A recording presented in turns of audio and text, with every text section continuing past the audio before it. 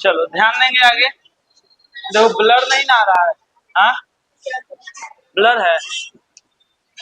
चलो ठीक है। हेडिंग डालेंगे म्यूचुअल इंडक्शन।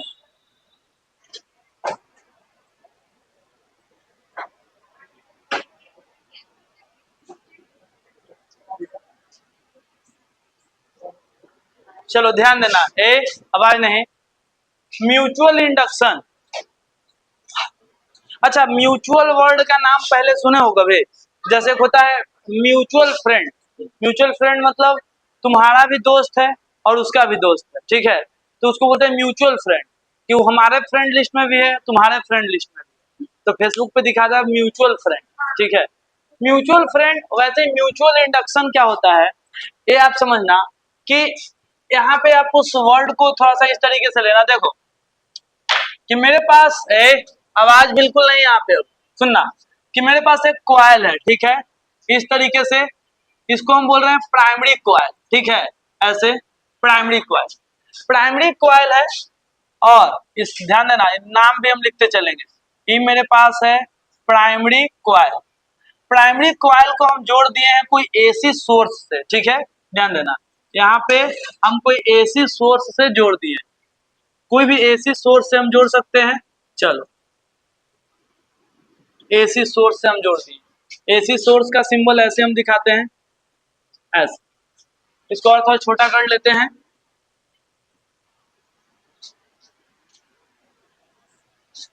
क्लियर? अब देखते हैं ध्यान से होगा क्या। आप ये बात बताओ, ये बताओ, अब प्राइमरी कॉइल में एसी सोर्स है तो भाई करंट तो जाएगा, चलो ठीक है, करंट भी इसमें जाने वाला है, 100% करंट जाएगा, बिल्कुल जाएगा। लेकिन आप ये बताओ कि करंट जाएगा इसमें, हाँ, ए अभी सब बात में करना, ठीक है, करंट जाएगा। अब बताओ कांस्टेंट करंट जाएगा कि वेरिएबल करंट जाएगा? वेरिएबल। क्यों? क्योंकि सोर्स कैसा है, एसी सोर्स है, तो करंट कभी बढ़ भी सकता है कभी घट भी सकता है, ठीक है। तो इसके अंदर का मैग्नेटिक फील्ड प्रोड्यूस होगा, इसके अंदर मैग्नेटिक फील्ड अगल बगल सब जगह मैग्नेटिक फील्ड प्रोड्यूस होगा, तो मैग्नेटिक फील्ड प्रोड्यूस होगा तो अंदर मैग्नेटिक फील्ड भी बढ़ेगा घटेगा, वो तो बात की बात है, बढ़ेगा घटेगा, ठीक है। अब देखना हम क्या बोल रहे हैं ध्यान से, कि प्राइमरी कॉइल के अंदर, प्राइमरी कॉइल के अंदर एक कॉइल हम और डाल दे सेकेंडरी कॉइल, लेकिन इसी के अंदर, इसी के अंदर जनरली हम लोग बनाएंगे बाहर, लेकिन हम अभी देखना टेक्निकली आप एक बात समझने का कोशिश करना, इसी के अंदर एक हम कॉइल डाल दे, ठीक है, देखो इसी के अंदर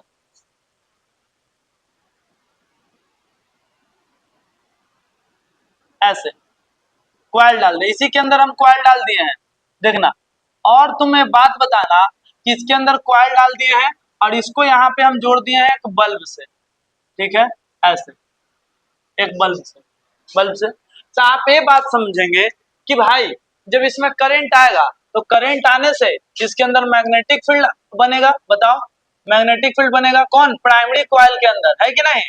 प्राइमरी कॉइल में हमने करंट जोड़ा है, तो करंट जोड़ा है तो इसमें मैग्नेटिक फील्ड बनेगा, और चूंकि करंट बढ़ घट रहा है तो अंदर मैग्नेटिक फील्ड भी बढ़ेगा घटेगा, अंदर भी मैग्नेटिक फील्ड कभी बढ़ेगा कभी घटेगा, अंदर मैग्नेटिक फील्ड कभी बढ़ेगा कभी घटेगा, कभी हम तो 3 दिखाए हैं, 3 से 4 हो सकता है, 4 से 8 हो सकता है, फिर 2 भी हो सकता है, ये तो उस पर डिपेंड करता है, ठीक है। अल्टरनेटिंग करंट ऐसे बढ़ता है। अब बताओ ये बल्ब जलेगा कि नहीं जलेगा, बताओ क्यों? क्योंकि देखो ये जो ब्लू वाला हम कॉइल बनाए उसमें मैग्नेटिक फील्ड चेंज हो रहा है, चेंज हो रहा है। आप इस बात को विजुअलाइज करना, तो यह बल्ब जो है ग्लो करेगा, ठीक है, यह बल्ब ग्लो करेगा। अब बोले, अब देखो ये कौन सा कॉइल है, ये वाला अंदर हम कौन सा कॉइल बनाए हैं जल्दी से बताना, ये कौन सा कॉइल है? सेकेंडरी कॉइल है, ये वाला जो हम बनाए हैं अंदर, ये हमारा है सेकेंडरी कॉइल, ठीक है, ये हमारा है सेकेंडरी कॉइल, ठीक है। तो आपको यही है म्यूचुअल इंडक्शन, अगर आप इस बात को समझ गए तो भाई आपके लिए कोई दिक्कत यहाँ पे नहीं है। बोला कि मेरे पास 2 गो कॉइल रहता है, प्राइमरी कॉइल और सेकेंडरी कॉइल। आइडियली हम प्राइमरी कॉइल और सेकेंडरी कॉइल को कोएक्सियली रखते हैं, कैसा रखते हैं, हम यहाँ पे लिखते चलेंगे वर्ड, ठीक है, सुना ध्यान से कि प्राइमरी कॉइल एंड, पहले हम डेफिनेशन लिख दे क्या, म्यूचुअल इंडक्शन का पहले डेफिनेशन लिख देते हैं। क्या डेफिनेशन होगा बताओ, कि यदि हम प्राइमरी कॉइल में करंट को बढ़ाते घटाते हैं तो सेकेंडरी कॉइल में क्या होता है, फ्लक्स चेंज होता है। अब फ्लक्स चेंज होने से सेकेंडरी कॉइल में करंट आता है या सेकेंडरी कॉइल में ईएमएफ आता है, ठीक है। तो इसको कहते हैं म्यूचुअल इंडक्शन। और सेल्फ इंडक्शन क्या था, एक ही कॉइल में करंट बढ़ाते घटाते हैं तो उसी कॉइल में ईएमएफ और करंट आता था, ठीक है। हाँ, तो यहाँ पे लिखेंगे, आप इस चीज को ऐसे लिखेंगे, देखो ऐसे कि इफ यहाँ पे लिखेंगे, if two coil if two coil is placed coaxially, solenoid भी लिख सकते हैं। if two coil is placed coaxially, if two coil is the coaxial मतलब जानते हो ना, एक होता है कॉन्सेंट्रिक, सर्कल के बीच में एक और सर्कल, तो कॉन्सेंट्रिक, तो कुछ ऐसा ही कोएक्सियल मतलब, कोएक्सियली मतलब इसका एक्सिस सेम है, ठीक है। if two coil is placed coaxially और उसके बाद इसमें coaxially and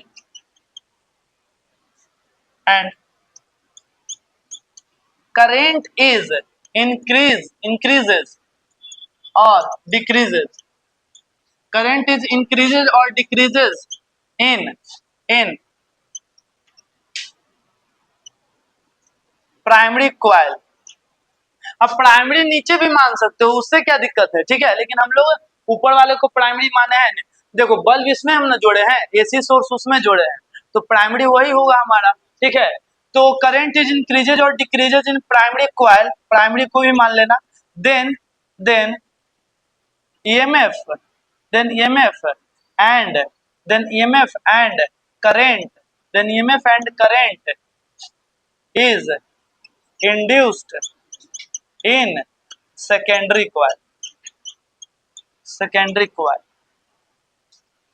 This is known as, this phenomena is known as,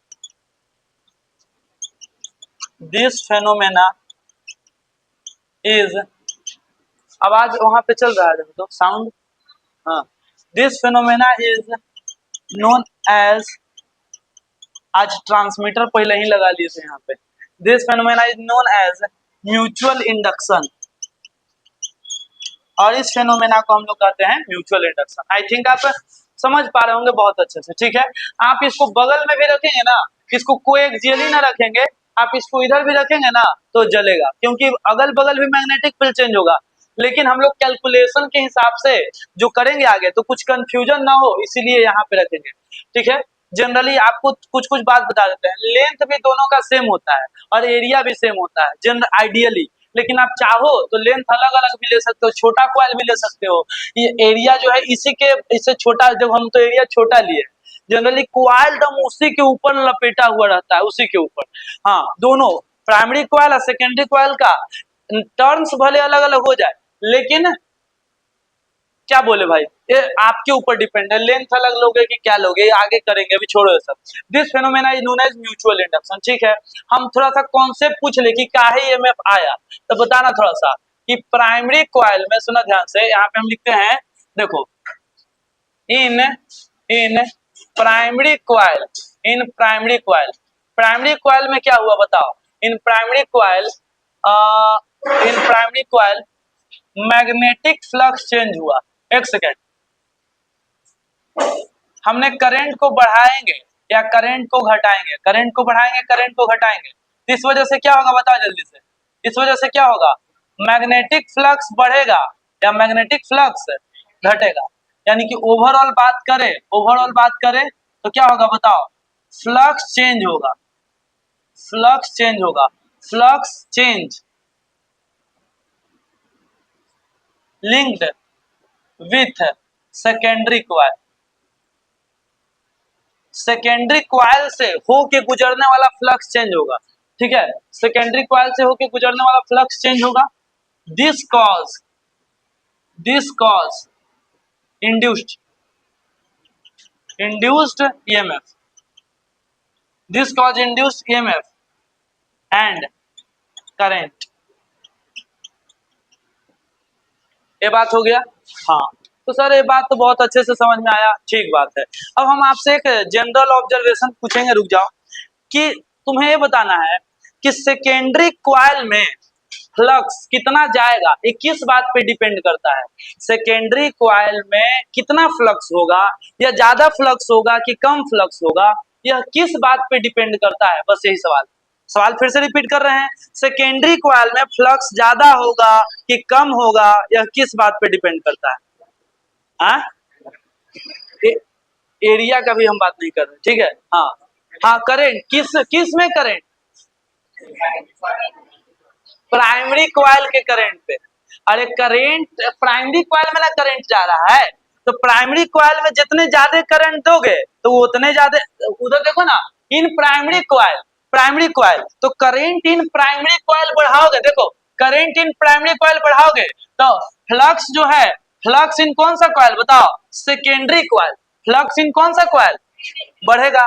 और करंट इन प्राइमरी कॉइल घटाओगे तो फ्लक्स इन सेकेंडरी कॉइल क्या होगा, घटेगा। ऐसे अच्छा उसमें भी होगा, जैसे कि प्राइमरी कॉइल में बढ़ाएंगे तो ओकरो अंदर फ्लक्स बढ़ेगा घटेगा, ठीक है, ये भी आप समझो। इसलिए हम यहाँ पे ऐसे कुछ लिखे नहीं थे, हम यहाँ पे जनरल बात लिखे थे, अब हम स्पेशली लिखने वाले हैं, ठीक है। तो थोड़ा सा आप समझना, एक मिनट ऐसा इसको।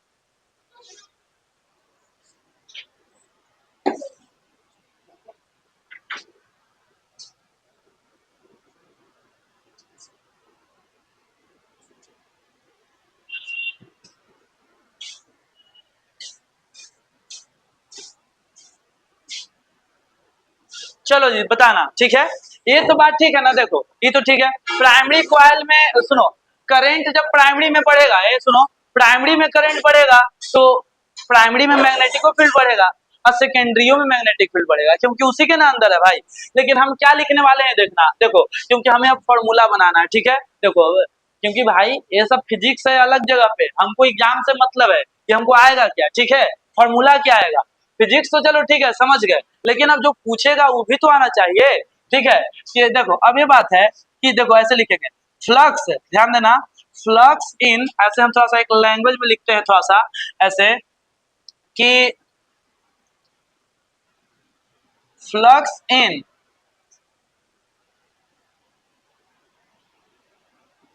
Secondary coil, flux in secondary coil is DIRECTLY directly proportional to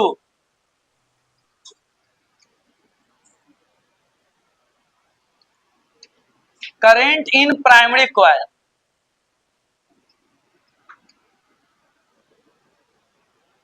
चलो ये देखते हैं जी, ध्यान देना, तो ऐसे देखना ध्यान से, ऐसे लिखेंगे अब इस चीज को, flux in secondary coil directly proportional to current in कौन सा कॉइल, यहीं से म्यूचुअल इंडक्शन का सब प्रूफ हो जाएगा, ठीक है। अब ध्यान देना, आगे इसमें कोई फॉर्मूला है ही नहीं, फॉर्मूला यही है, फ्लक्स इन सेकेंडरी कॉइल, अब देखोगे तो सेल्फ इंडक्शन जैसा है, वहां पे हम खाली लिखे थे फाई डायरेक्टली प्रोपोर्शनल टू, क्योंकि वहां प्राइमरी और सेकेंडरी जैसा कोई खेल नहीं था।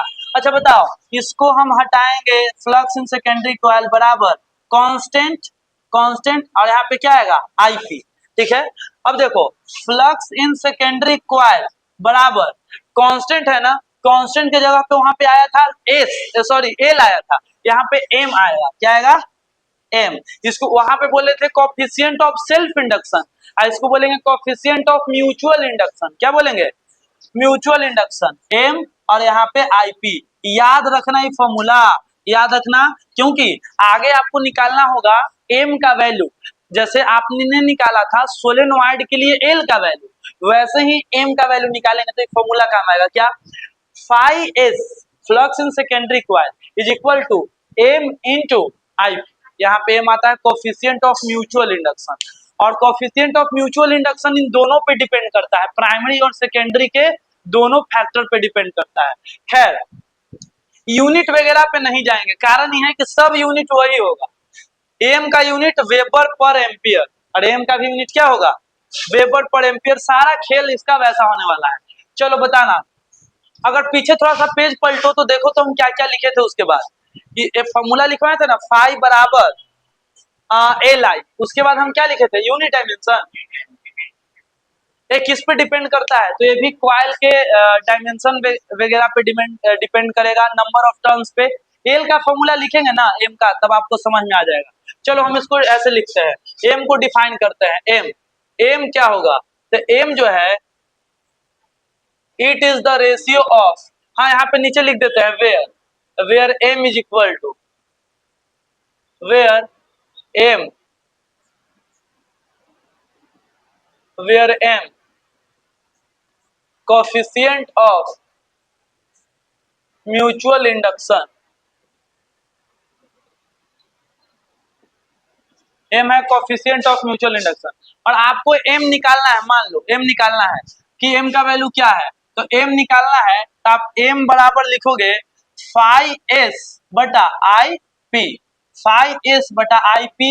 मतलब है कि आप कोई करंट फ्लो करवा दो प्राइमरी में, 10 एम्पियर का करंट फ्लो करवाओ, ठीक है। एग्जाम्पल के तौर पे ऐसे, एग्जाम्पल के तौर पे हमारे पास एक कॉइल है ऐसे, इसमें हमने करंट फ्लो करवाया, कोई भी करंट फ्लो करवाया, चलो करंट फ्लो करवाया 10 एम्पियर का, मान लेते हैं जी 10 एम्पियर का करंट फ्लो करवाया, तो अंदर हमें बहुत सारा, हाँ सेकेंडरी कॉइल कहाँ है, सेकेंडरी कॉइल इसके अंदर बना लेते हैं थोड़ा सा ऐसे इस तरीके से। चलो सेकेंडरी कॉइल अंदर बना लिए, सेकेंडरी कॉइल अंदर बना लिए ऐसे ऐसे। चलो हम क्या बता रहे हैं आपको, थोड़ा सा मेरा बात ध्यान से खाली सुन लेना। हमने 10 एम्पियर का करंट दिया किसमें, प्राइमरी कॉइल, तो अंदर जो है फ्लक्स बना, बहुत सारा फ्लक्स बना, बहुत सारा फ्लक्स बना, बहुत सारा बना, ठीक है। लेकिन फ्लक्स इसमें से कितना गया, फ्लक्स अंदर बना बहुत सारा, लेकिन इसमें से क्या गया, तो अगर काउंटिंग के हिसाब से चले, तो काउंटिंग के हिसाब से चलेंगे तो देखो काउंटिंग करेंगे यहाँ पे, देखो यहाँ पे एक दो तीन, तीन, यहाँ पे एक दो तीन चार पांच छह, यानी कि ओवरऑल हमने बहुत सारा बनाया, ठीक है। लेकिन जो इसमें से गया गिन के 4 हो गया है, क्या हो गया है, चार हो गया है, तो हम यहाँ पे लिखेंगे ऐसे, लिखेंगे देखो ऐसे, तो हम बस नंबर से काउंट कर लिए। तो हम आपसे पूछेंगे ना कि बताओ भैया यहाँ पे एम का थोड़ा सा वैल्यू बताओ तो क्या होगा, तो तुम बोलना कि सेकेंडरी कॉइल में फ्लक्स 4 हो गया है, करंट 10 एम्पियर के जगह 2 एम्पियर करो, ठीक है, 2 एम्पियर के जगह 1 एम्पियर करो, ठीक है। अरे जितना भी रखो ना, तुमको लग रहा है कि कुछ भी, 10 एम्पियर लो, 10 एम्पियर, ठीक है, 4/10, अब जो आंसर आ जाए, ठीक है, कितना हो जाएगा, 2/5, 0 पॉइंट कितना हो जाएगा, 0.4, 0.4 हो जाएगा। तो आपको समझ में आया कि कितना मैग्नेटिक फील्ड बना, उससे नहीं मतलब है। पहले देखो कि प्राइमरी में करंट कितना दिए और सेकेंडरी में फ्लक्स कितना गया, इसके रेशियो को कहते हैं कोफिशिएंट ऑफ म्यूचुअल इंडक्शन, ठीक है। तो कोई डिफाइन करने को बोले कि डिफाइन करो, अब कोई बोले कि डिपेंड किस बात पे करेगा, तो तुम खुद समझना ना भाई कि फ्लक्स इन सेकेंडरी कॉइल किस किस बात पे डिपेंड करेगा, सेकेंडरी कॉइल में फ्लक्स किस किस बात पे डिपेंड करेगा, उसका एरिया पे। ज्यादा बड़ा सेकेंडरी कॉइल लोगे, ज्यादा बड़ा सेकेंडरी कॉइल लोगे तो ज्यादा फ्लक्स जाएगा, अरे बोलो है बात की नहीं। छोटा सेकेंडरी कॉइल लोगे, इतनी चुके तो देखो 4 गो फ्लक्स गया, अगर बड़ा लेते, सेकेंडरी कॉइल बड़ा लेते तो फ्लक्स भी क्या होता, ज्यादा जाता। तो एक ऑब्जर्वेशन तो यही है कि सेकेंडरी कॉइल के एरिया पे डिपेंड करेगा, और क्या चीज पे डिपेंड करेगा बताओ, हाँ नंबर ऑफ टर्न्स पे, नंबर ऑफ टर्न्स पे, हाँ करंट पे।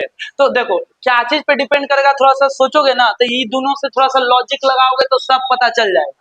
फाई एस कौन कौन बात पे डिपेंड करता है और आई पी कौन कौन बात पे डिपेंड करता है, उस सब बात पे एम डिपेंड करेगा, बस खत्म सवाल। अरे बात समझ आया, तो ज्यादा दिमाग इसमें नहीं लगाना है, तो सोच ले क्या, अरे एम का formula phi S by I P है ना, हाँ तो फाई एस फ्लक्स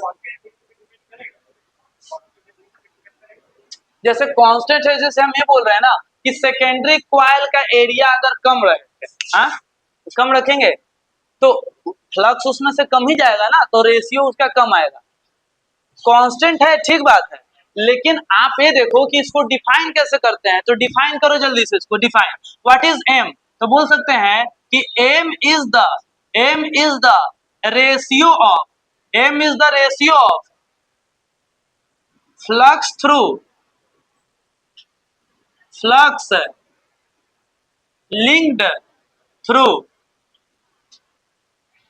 फ्लक्स। देखो जो चीज आपके आंख के सामने प्रूफ होता हुआ दिख रहा है उस बात पे तो डाउट नहीं करो कम से कम, क्योंकि आपको दिख रहा है कि एरिया बढ़ेगा तो 4 फ्लक्स की जगह 10 फ्लक्स भी जा सकता है। हाँ, तो आप ही बोलो कि सेकेंडरी कॉइल में अगर ज्यादा फ्लक्स लिंक करेगा, ठीक है,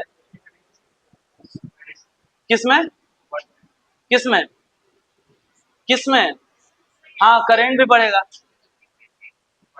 हाँ करंट जो है ज्यादा फ्लक्स जाएगा तो हाँ रेशियो सेम रहेगा। अगर गिवन, अगर आप कुछ चेंज ना करो, अगर कुछ चेंज ना करो तो रेशियो सेम रहेगा। ये M is the ratio of flux link through, flux link through क्या, फ्लक्स लिंक थ्रू क्या लिखे जी, हाँ flux link through secondary coil,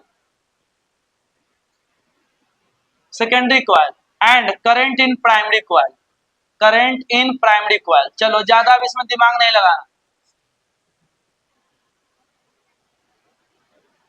चलो क्लियर। अब हम बोलेंगे कि बताओ भाई एम का ऐसा यूनिट बताओ जल्दी से, एम का ऐसा यूनिट वेबर पर एम्पियर, वेबर पर एम्पियर को क्या बोलते हैं, हेनरी।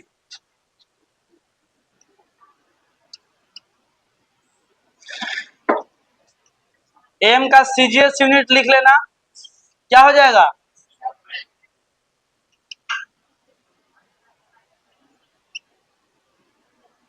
आवाज नहीं, डायमेंशन वही वाला हो जाएगा, बताना डायमेंशन,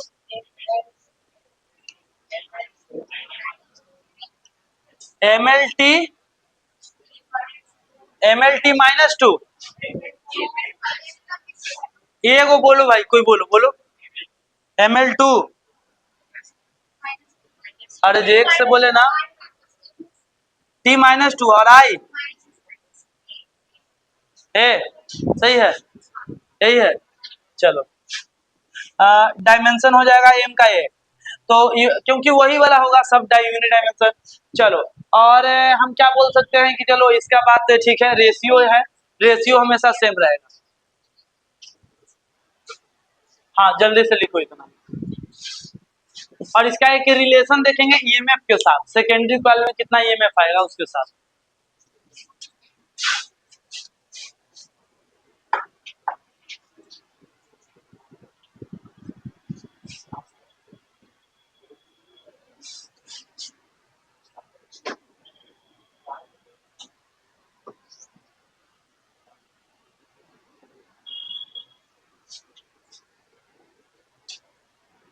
थोड़ा बड़ा डायग्राम बनाना कि प्राइमरी सेकेंडरी दिखे अच्छे से, ठीक है।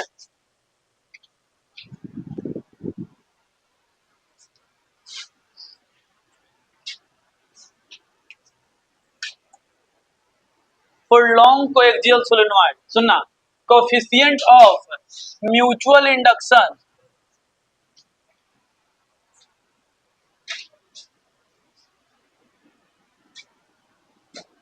फॉर टू ए, आवाज नहीं, लॉन्ग कोएक्सियल सोलेनोइड, ध्यान देना, टू लॉन्ग कोएक्सियल सोलेनोइड। अब देखो ध्यान देना, टू लॉन्ग कोएक्सियल सोलेनोइड का मतलब कि सेम डायग्राम वैसा बनने वाला है, तो आप इस चीज को अच्छे से समझेंगे, ठीक है, देखना। और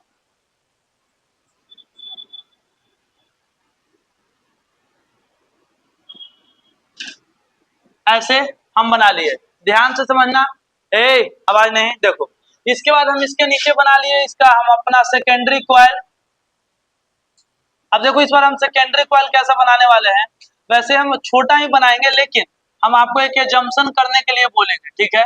देखो अब देखेंगे तो डायग्राम में कोई चेंजिंग नहीं है, ठीक है, डायग्राम बिल्कुल वैसा ही है जैसा हम पहले बनाए थे, ठीक है, डायग्राम बिल्कुल फोटोकॉपी है। लेकिन आप देखो कि इसमें हम क्या डिटेल ऐड करेंगे उस बात पे आपका ध्यान होना चाहिए, ठीक है। हम क्या डिटेल यहाँ पे ऐड करने वाले हैं, देखो ये देखो। अब सबसे इंपॉर्टेंट बात यह है कि हम इसके लेंथ को लिखेंगे L1 लेंथ, ठीक है, और इसके लेंथ को लिखेंगे L2 लेंथ। सर दोनों तो सेम है, लास्ट में लिख लेंगे सेम, ठीक है, लेकिन अभी L1 L2 मान के बनाएंगे, ठीक है।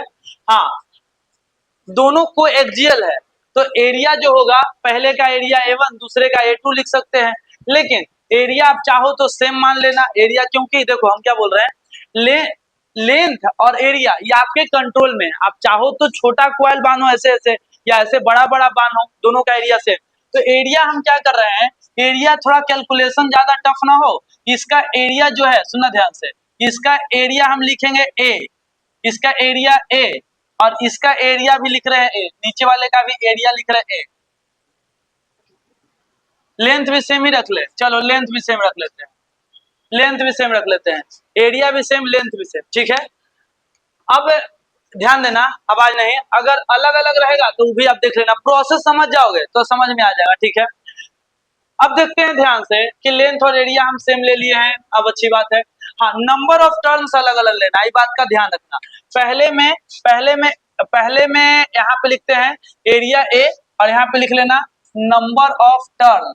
नंबर ऑफ टर्न्स जो है हमारा हो जाएगा, सिंबल खाली लिख लेते हैं N1, और number of turns per unit length small n1, और इसमें नंबर ऑफ टर्न्स हो जाएगा n2, और इसके लिए क्या हो जाएगा स्मॉल n2, ठीक है। और नीचे आप लिखना कि ये सब कहानी को लैंग्वेज में आप लिख सकते हैं कि let two coil having same area and same length, यहाँ पे हम थोड़ा सा लिखते हैं, आप लोग साथ साथ डायग्राम बनाएंगे, जब बोलेंगे कि देखो तो फिर कैलकुलेशन देखना। यहाँ पे लिखते हैं let two coil, let two coil, one is primary and other is secondary,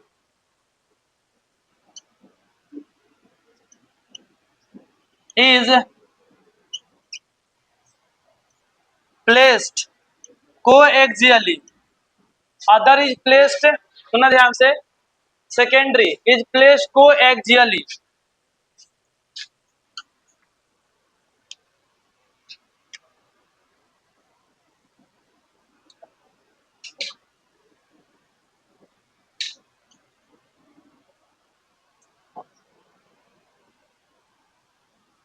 let placed coaxially, और उसके बाद हम क्या लिखेंगे, आवाज नहीं करो, अदर इज प्लेस्ड कोएक्सियली, बस बात को सुनते हुए चलना थोड़ा थोड़ा, ठीक है। अदर इज प्लेस्ड कोएक्सियली, इससे लिख लेते हैं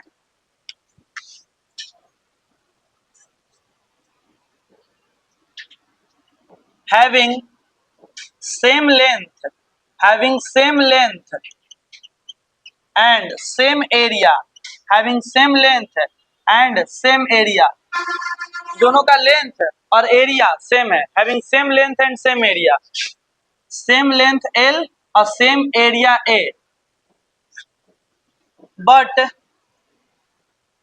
number of turns, जल्दी लिखेंगे, but number of turns in primary is N1 and number of turns in secondary, total number of turn in primary is N1 and total number of turn in secondary is N2। ये क्यों लिख रहे हैं, 5 number में पूछता है तो कुछ तो लिखना पड़ेगा ना, डेरिवेशन तो तुरंत हो ही जाता है इसका, ठीक है। तो आपका पेज एक आध पेज भरे इसमें डायग्राम से और इससे, तो आपको थोड़ा थ्योरी लिखना पड़ेगा, ठीक है।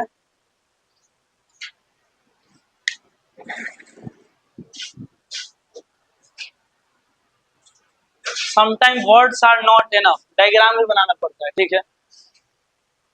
But total number of turns in primary is N1 and total number of turn in secondary is N2, बस।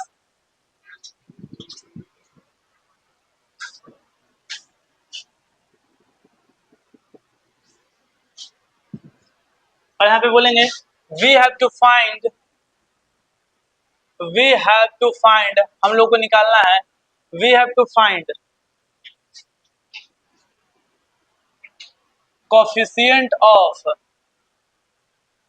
mutual induction हम लोग को निकालना है कोफिशिएंट ऑफ म्यूचुअल इंडक्शन, यानी कि हम लोग जानते हैं phi S flux in secondary coil is equal to M into I P, यानी कि अगर हमको एम निकालना है तो फाई एस को डिवाइड देना पड़ेगा किससे, आई पी से, हमको ये निकालना है। तो हमें पूरा टारगेट रहेगा फ्लक्स इन सेकेंडरी निकालने पे, निकाल के करंट इन प्राइमरी से डिवाइड दे दो।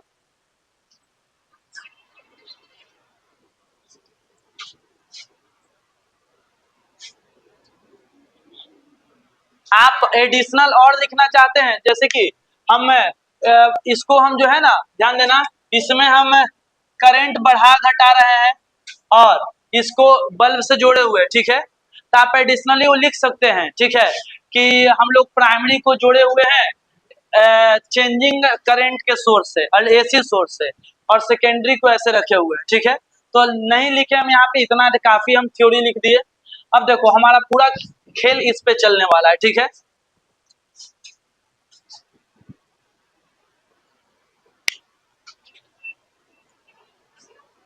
चलो अब बोर्ड पे ध्यान देंगे सभी लोग, ठीक है, बोर्ड पे ध्यान देना है, इधर मिटा लेते हैं।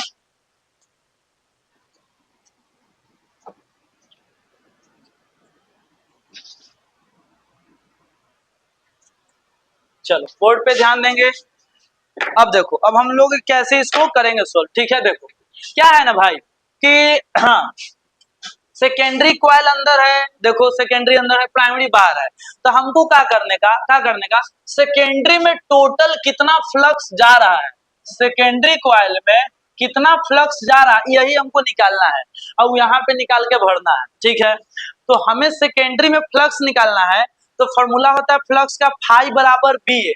तो अंदर का मैग्नेटिक फील्ड चाहिए, एरिया चाहिए, तो देखो हम क्या करेंगे, देखो मेरे साथ साथ समझेंगे सभी लोग। हम देखेंगे ना, पहले ही पता करेंगे कि करंटवा जब दे रहे हैं प्राइमरी कॉइल में, तो वो अंदर कितना मैग्नेटिक फील्ड बना रहा है, काहे कि वही मैग्नेटिक फील्ड तो यही वाला में जा रहा है। तो हम पहले निकालेंगे क्या, यहाँ पे पहले लिख देना कि सर हम पहले निकालेंगे क्या, मैग्नेटिक फील्ड। और उनको यह चीज ज्यादा अच्छे से समझ में आएगा जो सेल्फ इंडक्शन वाला कॉन्सेप्ट ऐसे बनाए थे कॉइल के लिए, ठीक है। मैग्नेटिक फील्ड ड्यू टू कौन सा कॉइल हम निकाल रहे हैं बताओ, primary coil, magnetic field due to primary coil, ठीक है। चलो magnetic field due to primary coil, क्या देखो मैग्नेटिक फील्ड बना कौन रहा अंदर, एक ग्रीन वाला, ये बताओ पहले किसके वजह से आया ये मैग्नेटिक फील्ड। इसमें हमने करंट दिया तो गया, और ये जो मैग्नेटिक फील्ड बन रहा है, जैसे कि आप ये सोचो सेकेंडरी कॉइल में ईएमएफ कैसे आया था, थोड़ा सोचो बैक जाके, तो आपको ही पता चलेगा कि प्राइमरी में करंट बढ़ा घटा रहे थे, और ओकरे करंट बढ़ाने घटाने से ओकरे मैग्नेटिक फील्ड बढ़ घट रहा था।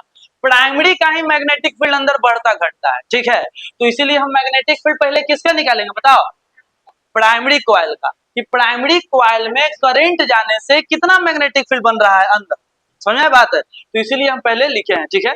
तो magnetic field produce due to primary coil, चलो जल्दी से बताना। तो प्राइमरी कॉइल सोलेनोइड जैसा दिख रहा है, और सोलेनोइड का मैग्नेटिक फील्ड होता है बी बराबर mu not into N I.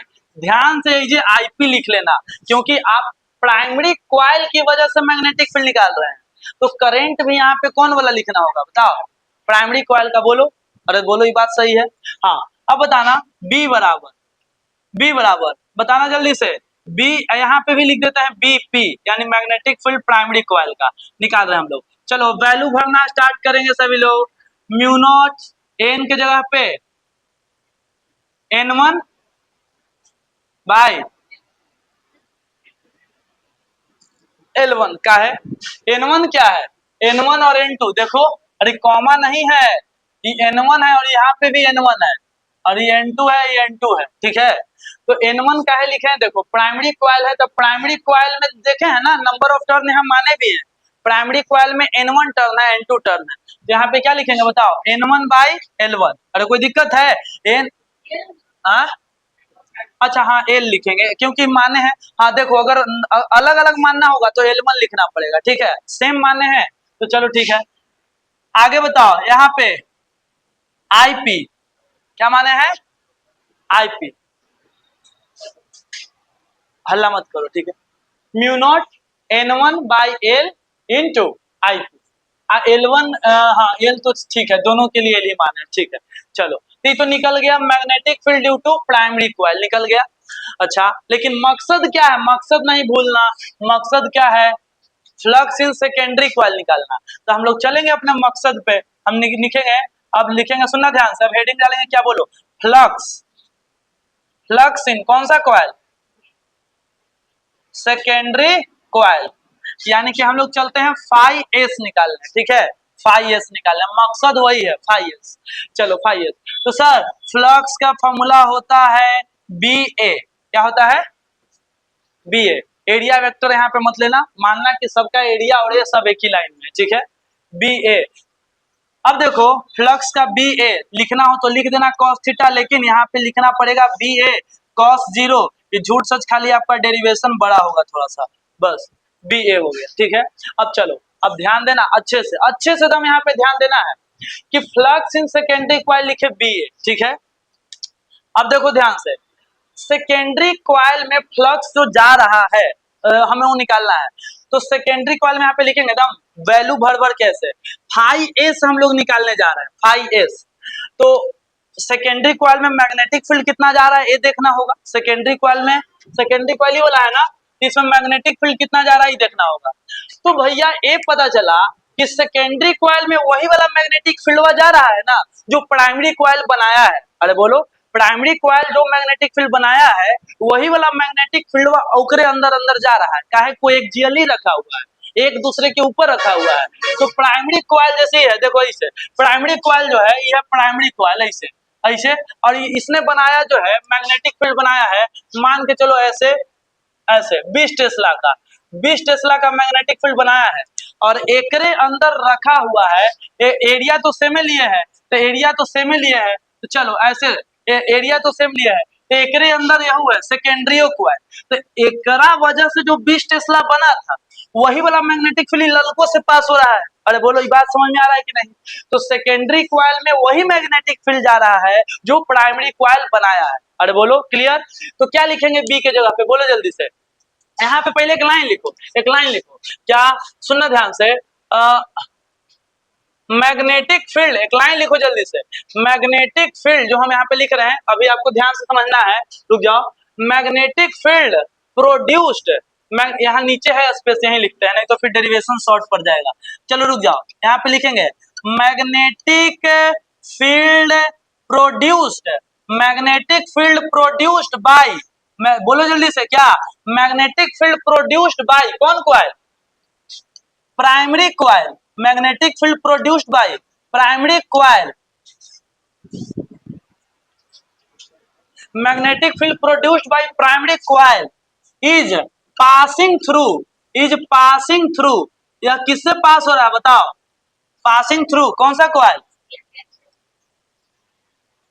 Secondary coil, क्योंकि एरिया भी हम सेम ले लिए हैं, तो कोई मैनेज जो ऐसा होने वाला नहीं है, एरिया भी सेम है, भले यहाँ पे एरिया छोटा दिखाए हैं लेकिन हम क्या बोले, एरिया भी दोनों का क्या है, सेम है, ठीक है।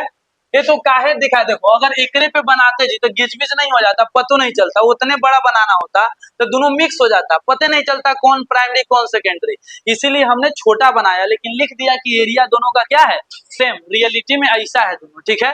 चलो अब यहाँ पे, ओए बताओ तुम बताओगे, हाँ तुम बताओगे, तुम्हें ये बताना है हमें सिंपली कि अब आगे के कैलकुलेशन में हम क्या लिखे, देखो हम फ्लक्स इन सेकेंडरी कॉइल निकाल रहे हैं ना, तो फ्लक्स इन सेकेंडरी कॉइल, अब एक अंदर से कितना मैग्नेटिक फील्ड जा रहा है, तो बोलेंगे वही वाला मैग्नेटिक फील्ड जा रहा है जो प्राइमरी कॉइल में जा रहा है, हाँ? और उसके बाद एरिया, तो एरिया तो दोनों का ए है। अब बताओ मैग्नेटिक फील्ड इन प्राइमरी कॉइल निकाल लेते हैं, यहाँ पे बोलो कितना लिखेंगे, यहाँ पे जल्दी से बोलो, बोलो जल्दी से, म्यू नॉट N1/L IP, बहुत बढ़िया, ये आया, रुक जाओ, ये फ्लक्स इन सेकेंडरी कॉइल आया, ठीक है। अब पूरे क्लास से मेरा सवाल है, ठीक है, पूरे क्लास से कि ये निकाल तो लिए, लेकिन ये बताओ ये जो फ्लक्स आया, सुनो ध्यान से, ये जो फ्लक्स आया, ऐसे इसको घेर के लिख दो, ये कितने टर्न के लिए आया, अच्छा यहाँ पे एरिया, हाँ ठीक है, ये कितने टर्न के लिए आया, पूरे क्लास से सवाल है, देखते कितना लोग सही देता है। इस सेकेंडरी क्वाइल का फ्लक्स निकाले। कितने टर्न के लिए निकाले? एक टर्न के लिए। बहुत बढ़िया बात, क्योंकि ये इन देख के कंफ्यूज नहीं होना है। हमने एक टर्न उठाया, देखा उसमें से कितना मैग्नेटिक फील्ड, तो एक टर्न में इतना मैग्नेटिक फील्ड। उस एक टर्न का एरिया कितना? तो एरिया ए। ठीक है, खत्म। तो ये क्या है बताओ? ये किसके लिए है बताओ? For one turn. ये वन टर्न है। अब तक आपको ये बात समझ में आया होगा। ठीक है, वो जो एक टर्न हम बनाए उसमें कितना मैग्नेटिक फील्ड, तो उसमें इतना मैग्नेटिक फील्ड। ठीक है, एक टर्न में इतना मैग्नेटिक फील्ड। अब उस एक टर्न का एरिया कितना? इतना। ठीक है, लेकिन अंदर तो बहुत सारा हम टर्न है। कितना टर्न है? N2 टर्न है। कितना टर्न है? सेकेंडरी क्वाइल का फ्लक्स निकाल रहे हैं, तो सेकेंडरी क्वाइल में टर्न कितना है बताओ? N2 टर्न है। तो यहाँ पे लिखेंगे फॉर N2 टर्न। अगर हम N2 टर्न की बात करना चाहें तो फ्लक्स इन सेकेंडरी कॉइल कितना हो जाएगा? सब चीज सेम रहेगा। Mu naught N1 L into IP into A into क्या बोलो? N2। क्या किए सर? तो यहाँ पे तो इतना जो था ये तो एक टर्न का फ्लक्स था, एक टर्न का फ्लक्स, और इसमें N2 से गुना कर दिए। N2 क्या था? तो सेकेंडरी कॉइल का नंबर ऑफ टर्न। तो इसमें इतना टर्न है, N2 से गुना हो गया।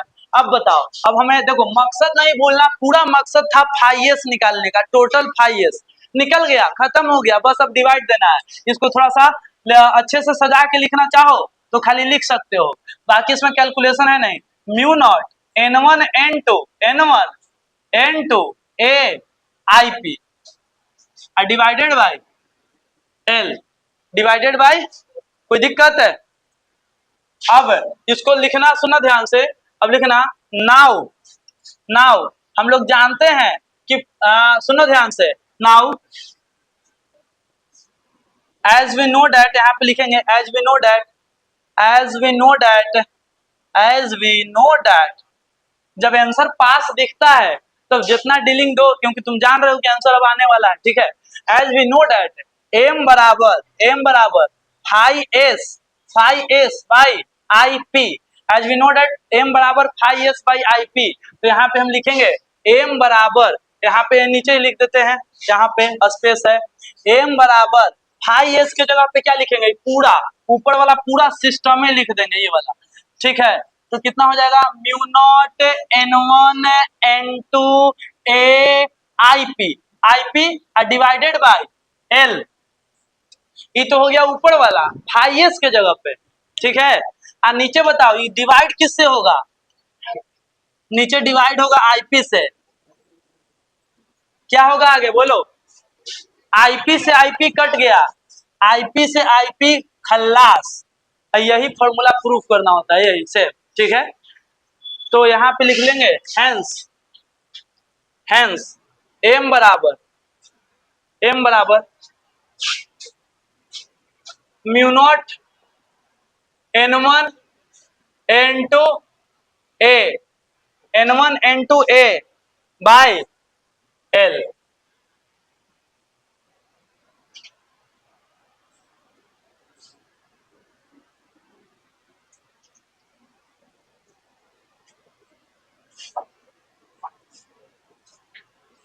प्रूव्ड मत लिखना, कुछ प्रूफ नहीं कर रहे थे, तुमको निकालना था, इन्हें एकदम जोश जोश में आया प्रूफ सब लिख दिए। प्रूफ तब किया जाता है जब शुरू में कोई चीज लो, ठीक है, लास्ट में फॉर्मूला दिया हुआ है उसको प्रूफ करो। आई फाइंड द एक्सप्रेशन मतलब आपको निकालना है, तो ज्यादा से ज्यादा लिख सकते हैं कि हाँ कि हमने निकाल लिया। ठीक है, लास्ट में लैंग्वेज में hence expression for coefficient of mutual induction is this.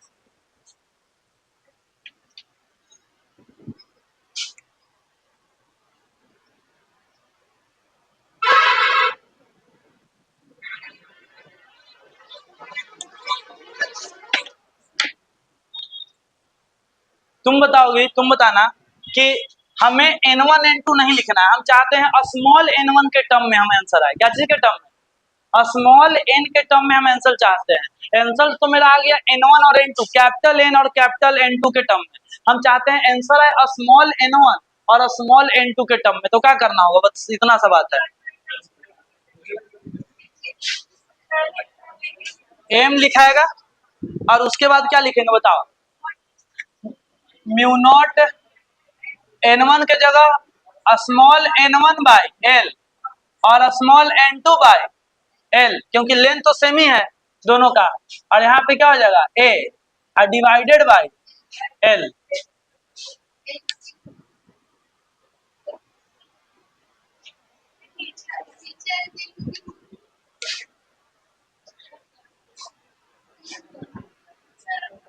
अच्छा एक सेकेंड, अच्छा एक सेकेंड, n1 n2 लिखेंगे ना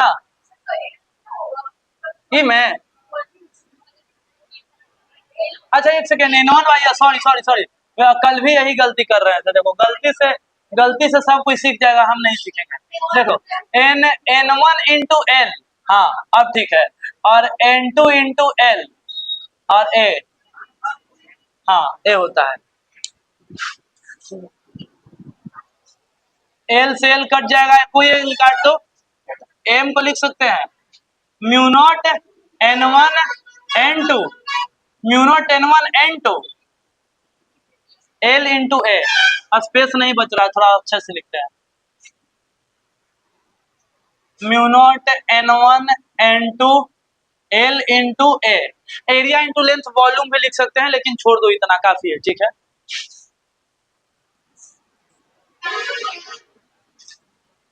अब क्या क्या बताए भाई, देखो एरिया इंटू लेंथ वॉल्यूम हो जाएगा, फिर अगर एनर्जी डेंसिटी में वही वॉल्यूम काम आएगा, एनर्जी, हाँ एनर्जी पर यूनिट वॉल्यूम निकालने के लिए।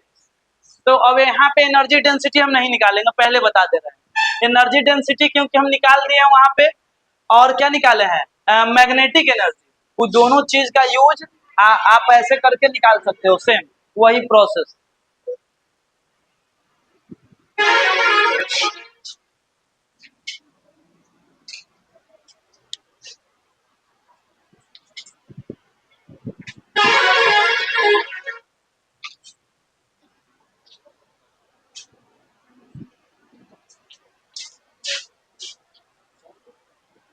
ऑन यहाँ पे स्मॉल एन होगा ना, यहाँ पे स्मॉल एन कर सकते हैं,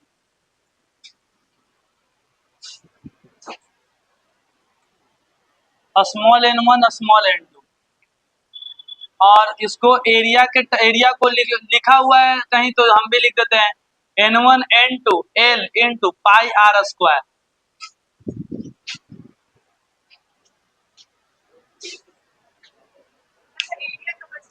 हाँ एरिया का बस वैल्यू भर दिया।